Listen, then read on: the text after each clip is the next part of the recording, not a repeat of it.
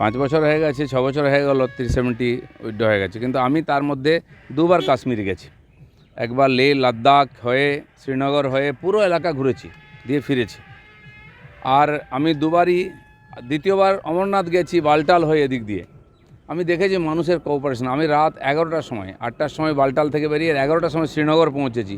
Open রাস্তায় একবারে গাড়ি চলছে, তখন কোনো প্রবলেম নেই। তো যারা খুব আগ্রহ চলছে গণতন্ত্র ফিরিয়ে দিন, নির্বাচন করুন, মানুষের হাতে অধিকার দিন। আগে পঞ্চায়েত নির্বাচন হলো, লোক অংশগ্রহণ করেছে, বিধানসভা নির্বাচন হলো, সরকার হয়ে গেল। 6 বছর 8 বছর যেখানে ঝামেলা হয়নি, পাথর পর্যন্ত পড়েনি, সেখানে গুলি বন্দুক চলছে কেন? গ্রেনেড বম ফাটছে কেন? তার মানে যারা নির্বাচন চেয়েছিল, সরকার চেয়েছিল, তারা কি করাচ্ছে? নির্বাচিত সরকারের সময় এত বড় দুর্ঘটনা হলো কেন? সারা দেশকে, দুনিয়াকে কাঁপিয়ে দিয়েছে। কেন্দ্র সরকার যেটা বলেছিল সেটা করে দেখিয়েছে। তোমরা পারোনি। কেন্দ্র সরকার ফোর্স দিয়ে হোক, যেভাবে হোক, এবং পরবর্তীকালে সাধারণ মানুষের বিশ্বাস জিতেছে। প্রতি বছর প্রায় 1.5 কোটি পর্যটক যাচ্ছিল গত 3 বছর ধরে। জিজ্ঞেস করুন ওখানকার মানুষের, তারা হাহাকার করছে। ওরা বলছে ওরা আমাদের অতিথি, তাদের অপমান অত্যাচার করছে, আমরা ছাড়বো না। এবং রাতারাতি সমস্ত হোটেল থেকে আরম্ভ করে খালি হয়ে গেছে। ওখানকার মানুষ খাবে কি? আজকেও সে একই জিনিস শুরু হয়েছে। কিন্তু আমি মনে করি না এটা বিশেষ কিছু একটা বিচ্ছিন্ন ঘটনা হবে, এরপরে আবার স্বাভাবিক হবে।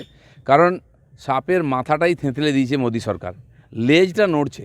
হাতে কাজ আছে, ইনকাম আছে, পকেটে টাকা আছে, আনন্দে আছে সবাই। আজকে বন্দুক ধরার লোক পাচ্ছিল না, কারণ সবার হাতে কাজ ছিল।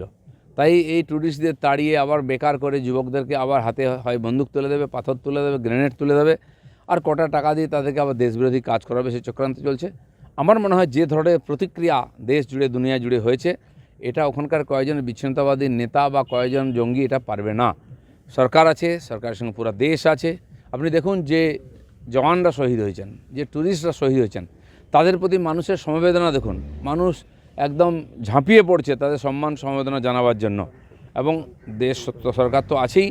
আমার মনে হয় যেমন আমরা দেশের মধ্যে এর বিরুদ্ধে লড়ছি, একতা দেখাচ্ছি, ঠিক সরকারও যেমন সার্জিক্যাল স্ট্রাইক করেছিল বা এই ধরনের কিছু ঘটনা করবে। মোদী সরকারের উপরে, মোদীজির উপরে ভরসা রাখা উচিত মানুষের। দুর্ঘটনা হয়েই গেছে, ব্যথিত আমরা, সেই পরিবারের সঙ্গে আছি। যে মানুষগুলি চলে গেল, তাদের আত্মার শান্তি কামনা করব ঠিকই, কিন্তু এই সংকটের সময় দেশের অস্তিত্ব, একতা, সুরক্ষার জন্য একসঙ্গে আমরা লড়ব।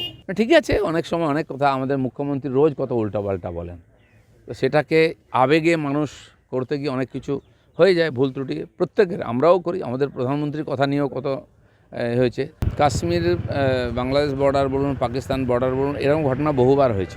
শুনুন, পাইলট চলে গেছিলো, বিমান ভেঙে পড়েছিল, সে যে সসম্মানে ফিরে এসেছিল, আমরা সেই ইতিহাস বলিনি অভিমন্যু বর্তমানকে। তো সেই জন্য মোদী সরকার আছে, তখন পুরো সরকার নড়ে গেছিলো ওকে ফেরত দেওয়ার জন্য। এটাও ফিরে আসবে, ভরসা রাখুন, ভগবানের উপর ভরসা রাখুন, সরকারের উপর ভরসা রাখুন।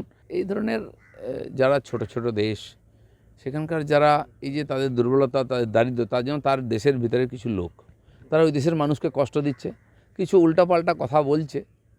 আমাদের দেশের সরকার সংযম রেখেছে। কটা চোর-ছেচড়ের জন্য তো একটা দেশকে সাজা দেওয়া যায় না, 20 কোটি লোককে।